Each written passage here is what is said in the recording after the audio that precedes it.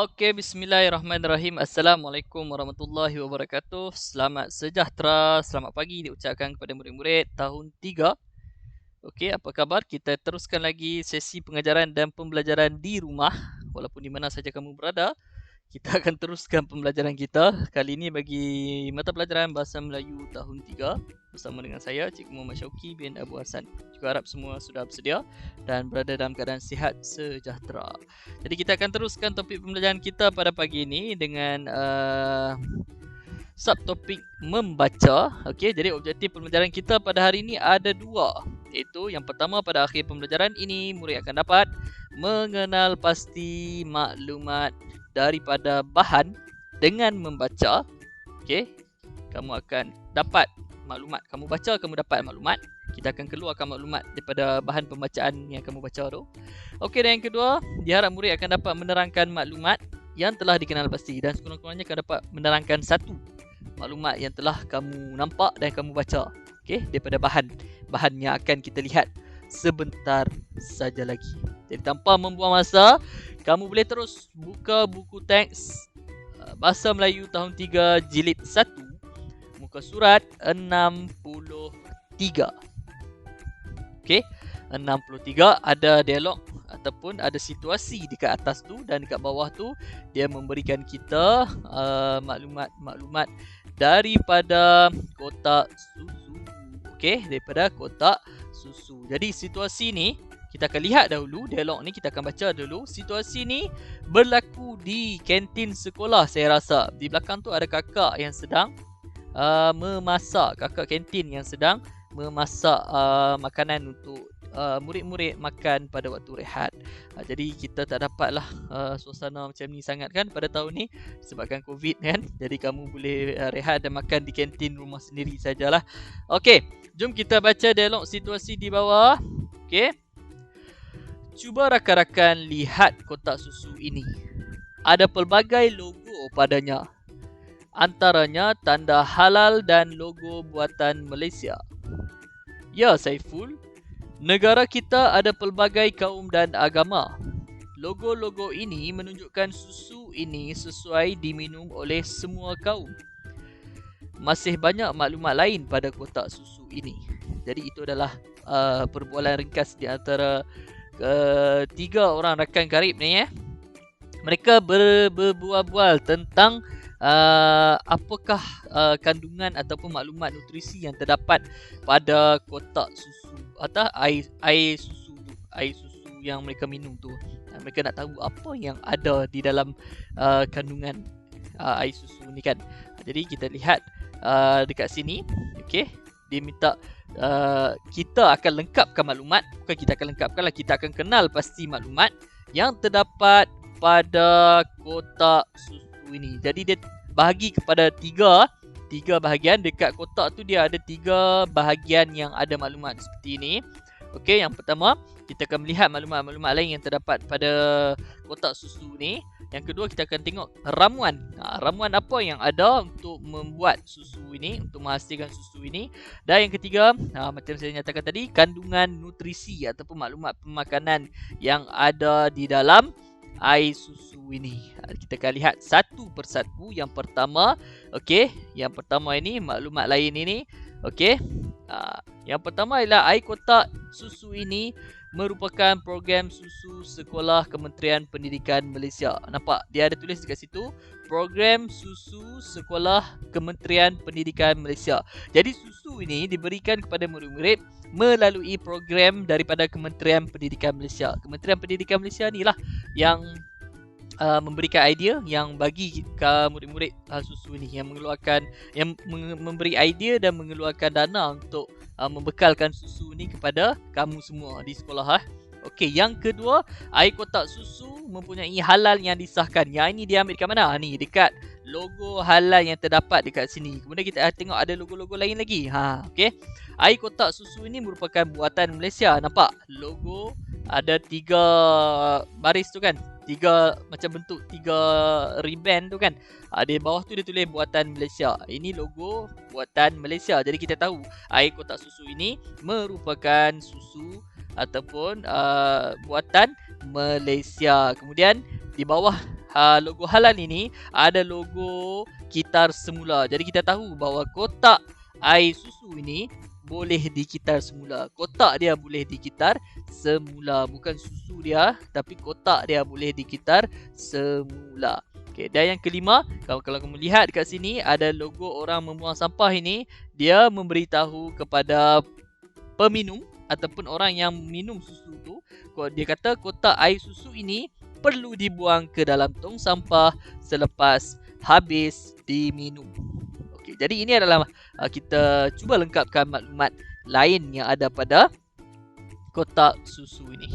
Yang seterusnya, cuba kita lengkapkan maklumat yang ada pada ramuan pula. Okey, kalau kamu baca dekat sini, ramuan semuanya telah diberikan kepada kita. Jom kita cuba keluarkan maklumat yang ada pada bahan ini, pada kotak susu ini. Yang pertama, air kotak susu ini mengandungi pepejal susu tanpa lemak, gula, lemak susu dan koko.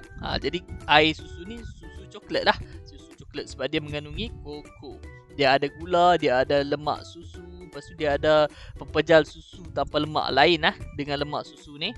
Okey, yang kedua, air kotak ini mengandungi conditioner dan bahan perisa yang dibenarkan. Ada ternyata di sini ditulis dia ada perisa yang dibenarkan. Tak ada perisa yang tak dibenarkan. Takut perisa ataupun conditioner itu boleh membahayakan kesihatan. Jadi hanya conditioner dan perisa yang dibenarkan sahaja boleh dimasukkan di dalam minuman ini. Okey, kemudian kita lihat kandungan bersih bagi air ini adalah 200 ml. ml adalah mililiter, iaitu sukatan yang kita gunakan untuk cecair. Mililiter, liter, liter lagi besar lah. Itu adalah sukatan ataupun unit yang kita gunakan untuk cecair. Jadi kandungan air ini diuji bersih dan isi padu air kotak ini semestinya ialah 200 ml. Kemudian ada lagi tak? Kalau kamu lihat selain daripada itu, dia ada berikan kita orang kata peringatan lah, supaya jangan disepah-sepahkan dan minum sehingga habis selepas dibuka. Jangan minum sikit-sikit, lagi sambung lagi tengah hari minum, sambung lagi petang, sebab susu ini adalah minuman yang mudah rosak, mudah basi. Jadi dia akan menyebabkan kamu sakit perut kalau kamu minum dalam keadaan yang sudah basi. Jadi selepas buka, kamu kena habiskan dalam masa yang cepatlah, dalam sekali hidangan. Maksudnya sekali waktu makan tu kena habiskan. Okey? Dan jangan disepah-sepahkan. Itu adalah pesanan yang diberitahu pada dalam maklumat kotak susu ini. Okay, yang seterusnya kita lihat kepada kandungan nutrisi pula. Okey. Okay, telah diberikan kepada kita maklumat di sini dan kita cuba keluarkan maklumat dia. Yang pertama, air kotak susu ini membekalkan 152 kcal ni apa dia? Kilo kalori tenaga bagi setiap 200 ml hidangan. Maksudnya 200 ml ni air bagi satu kotak ni lah. Semua air dalam kotak ni dia dapat memberikan kepada kamu sebanyak 152 kilokalori tenaga. Okey. Yang kedua, air kotak susu ini membekalkan 6.4 gram protein bagi setiap 200 ml hidangan. Maksudnya satu kotak air ni dia bagi kamu 6.4 gram protein. Protein ni adalah satu nutrisi untuk membantu pembesaran badan kamu. Jadi dia ada 6.4 gram protein di dalam air kotak ni. Kemudian air kotak susu ini membekalkan 22.8 gram 22.8 gram karbohidrat bagi setiap 200 ml hidangan. Maksudnya dalam sekotak ini kamu akan dapat juga karbohidrat sebanyak 22.8 gram. Karbohidrat ni dia memberikan kamu tenaga. Okey, yang seterusnya air kotak susu ini mengandungi, dalam air kotak ni ada 6.2 gram gula. Jadi dalam satu kotak ni ada 6.2 gram gula. Macam mana nak sukat ambil gula kat rumah kamu? Kamu ambil penimbang kek tu kan, letak gula tu sampai 6.2 gram. Banyak itulah gula ataupun manis yang terdapat dalam sekotak ataupun bagi setiap 200 ml hidangan.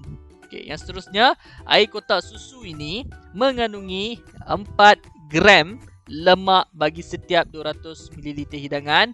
Dan yang terakhir, air kotak susu ini membekalkan 200 mg. Mg itu adalah miligram, kecil lagi daripada gram, miligram kalsium bagi setiap 200 ml hidangan. Maksudnya ada kalsium lah dalam ni. Ada protein, ada karbohidrat, ada kalsium, ada manis gula, ada lemak dan dapat memberikan kamu tenaga di dalam hidangan satu kotak ini. Kamu boleh lihat maklumat dia di sini ya.